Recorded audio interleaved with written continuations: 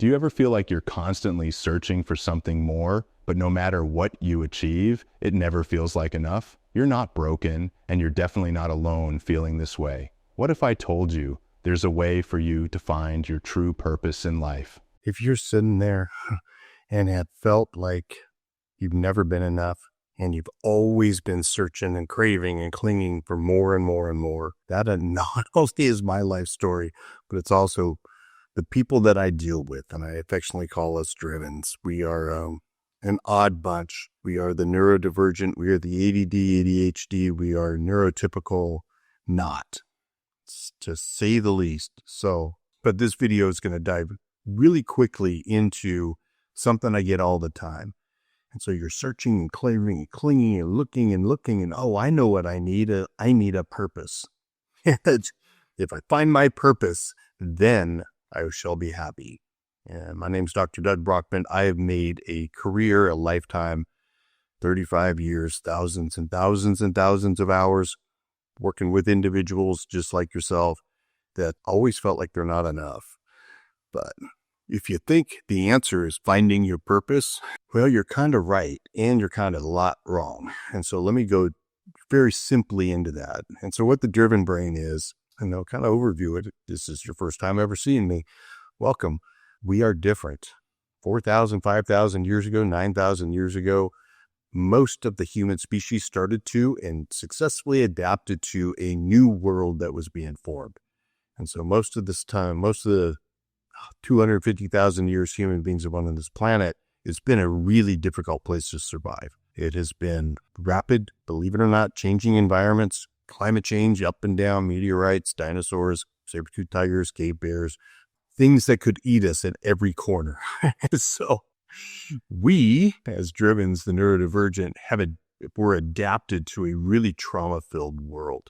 So as the world became less and less trauma-filled, because a couple of things happened. One, climate became stable, which allowed this thing called agricultural revolution, and the farming revolution, all the way into livestock and teaming of actually, domesticating animals, made it so much easier for most people to survive that the brain and the brain structure and the reward system began to adapt to that very simple, logical, linear, rational world where we as drivens are wired for a trauma-filled world. We're wired for a bunch of chaos. We're wired as hunters. So it's a basic hunter-farmer theory. I always give a shout out to Hartman is the guy's name. He wrote a couple of books in the early 90s. I jumped on those and I've taken it into the neurobiology of really what he was trying to say. So you put us in a functional MRI, the back of our heads light up, meaning that we have occipital dominance. And it makes sense. Your eyeballs are used for tracking multiple targets at the same time. So that's why when you walk into a room, you can scan the room and everything jumps out to you, where your friends who are not neurotypical or are neurotypical, like, how do you see all that stuff? That's because our brains are wired for it. And we have something called hypofrontality, where most people have this executive function, which is designed to tune out information. We don't have that. So we can track these 19 different things that we are paying attention to at the same time. How does that create this need for more? It doesn't. It's the reward system underneath. So we have two primary genetics that I look at: dopamine receptor number 2, dopamine receptor number 4. There's specific allele genes or variants of these genes that adapt to a different world. And so very simply, D2 is boredom. Most people do not experience boredom the way we do, meaning that if their world is, pretty consistent and stable, they don't feel like they're trapped like we are. And so what I start to feel when things are too calm or too predictable or too familiar, very simply, my central nervous system starts to give me this achy feeling like I don't have anything to look forward to. Like, I don't want to be here anymore. This sucks. That is called boredom. And believe it or not, when you do studies on boredom, it's kind of hard to study, to tell you the truth. But there's this nice little bump at the end, meaning that most people are pretty tolerant to these circumstances. And then you have this group of us that aren't. So they track these genetics. And When they first came out, they called them the addictive genes or the alcoholism gene. Very quickly, that was put away because it also related to entrepreneurship and professional athletes and all kinds of addictions. It wasn't just alcoholism. The little bit more interesting dopaminergic, and which really gets into this purpose thing, is the dopamine receptor number 4. What that is, and this DRD4, dopamine receptor number 4, -7R allele gene, when this gene repeats itself 7 times, it turns into what they call the wandering gene, or I call it the FOMO gene, or the shiny object gene, meaning that as hunters, we are wired to feel like there's more opportunity over the next hill. There's more woolly mammoths over there.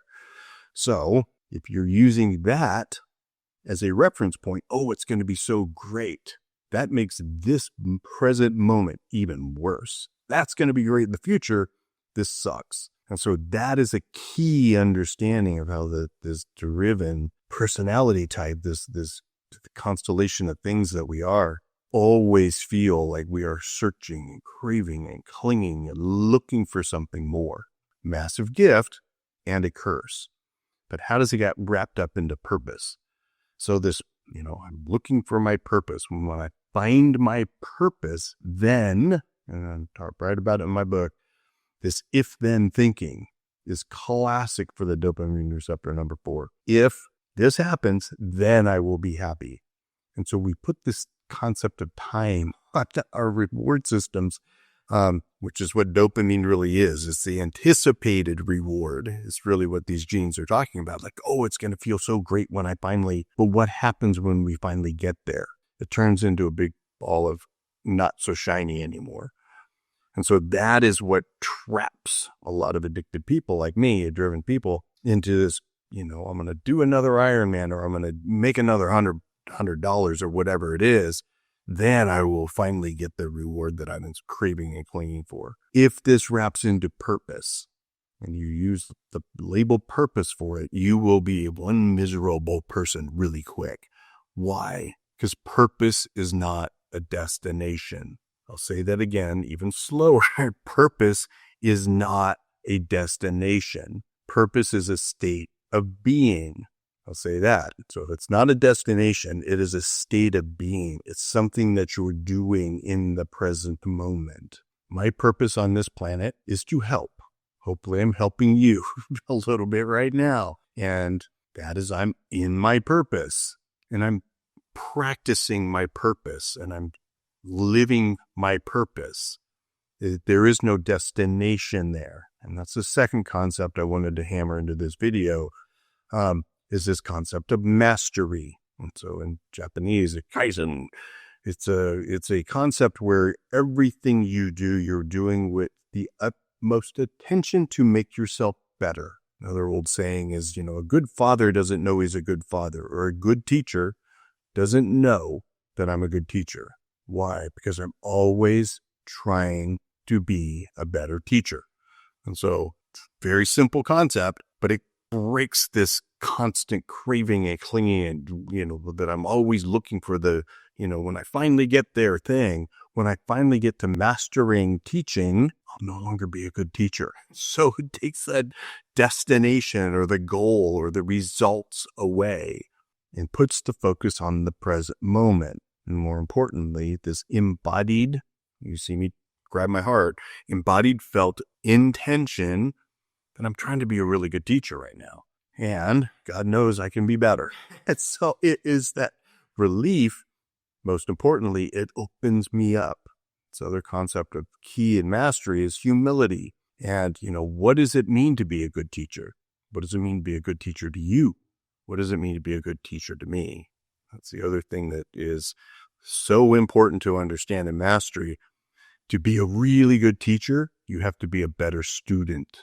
Say that again. So to be a really good teacher, you got to be the better student, meaning that I'm in a constant state of learning about how to be a better teacher for you and you and you and you and you and different people, different styles, different ways of teaching. And so most importantly for the driven, you see my face light up, that lights up this dopamine, like, ooh, more to learn. My driven brain feeds on that. I just love this constant state of learning. You do need to have some results, to actually understand and learn from about how to be better. So in business, I teach all my entrepreneurs got KPIs, key performance indicators. Well, how are we doing? It's not a measure of success. It's a measure of assessment of actually what you're doing. And so you need the results. You got to pay attention to them, but it's not about how good I am or how I do or this, as I'm, something else I do, is I teach meditation at gunpoint. It's interesting. I got some of the stuff on the website where I take my shooters, hopefully first-time shooters, guys who have lots of experience shooting, really struggle because they think they're a good shooter. And that's why I take a brand new person, a woman who's never touched a gun before. Actually, the story in my book, it's a true story, shooting at 900 yards, and she went 4 for 5 on her 900 yards. So you had 5 shots back then. And she goes walking back to the meditation cushion, and the next shooter, a 22-year veteran Navy SEAL, I'll save his name, and she does one of these. She goes like, more, and she goes walking by this guy, and you see this guy go, whoa. Immediately, he was focused on the results, number one. And number two, he knew he was a good shooter. And so he had so much riding on the outcome to prove that he was a good shooter. There's my Freudian, a good shooter, that he forgot how to live in the fundamentals of actually what it takes to be a good shooter, to be in that flowing moment. And so what did he do? He promptly went up and missed the last shot, or missed his first shot. And so he was, oh no, now I have to hit the next 4. So again, more pressure on the results. That takes us out of our purpose. That takes us out of this state of being. That takes us out of this way of, we, particularly as driven people, are designed to flow, taking in all these variables all at the same time. We are really designed to live in this mastery world. We're in a constant state of learning, He, on the other hand, got locked into, I have to actually have this result. And a purpose, I have to find my purpose. And I know my purpose. You'll never find it because there is no there. There is no purpose at the end of this. And so shifting into, and he did, he got up to his 5th shot and he hit. So he's 3 for 4. He had to hit this 5th shot. He came up the gun 3 times going, rah, frustrated with himself. And he promptly missed the last shot. He still talks about it to this day. And God, that's from 10 years ago, 15 years ago. Every time I see the guy, it's like, dude, I remember that shot. I said, yeah, I tell that story all the time. Because it's so fundamental in understanding as a driven person. If we get wrapped up into the results, or we get wrapped up into this shiny object in the future, and if it happens to be, I don't know what my purpose is, made me think of something else. Purpose. Well, if I knew my purpose, why am I on this planet as purpose? And that's a running joke I always say. Do you know why you're on this planet? The only one truthful answer, factual answer that can be given. Because your parents had sex. Period. Full stop. Everything else is this mental inner world game. But this state of being where I am in a constant state of learning, I am always striving to actually be a better teacher. Curious, incredibly curious about what does that actually even mean to be a really good dad? What does it mean, to be a good dad to a picture of my daughter here on the desk is as a 6-year-old. That's sweet. As a 16-year-old, it takes a different kind of dad. Depending upon the week of the month, it takes a different kind of dad depending on where she's at.